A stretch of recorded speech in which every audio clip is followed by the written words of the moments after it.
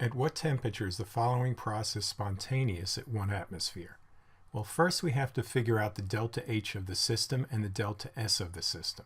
So the delta H is going to be the delta H of the bromine liquid, because that's the product, minus the reactant. And notice that there's a 1 in front, right? The coefficient. So it's just 0, this is your product, 0 minus 31. So it's negative 31 kilojoules per mole.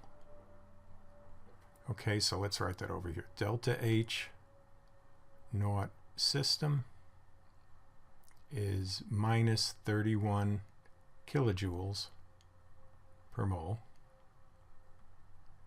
Now to find delta S, similar process, delta S system, that's going to be 245 subtracted from 152. Should have just said 152 minus 245, and you get minus 93 joules.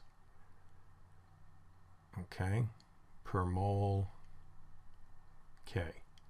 Now, since both of these are negative, the reaction will be spontaneous less than the temperature we find out where it switches over. Okay, so we're going to be below. So that looks like this answer will be right, or at least has a chance of being right.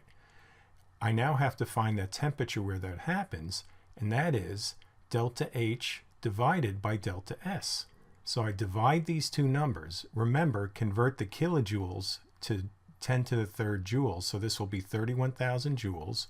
When I do the division, I get 333 K. And again, since both the enthalpy and the entropy changes are negative, below that temperature you're going to be spontaneous.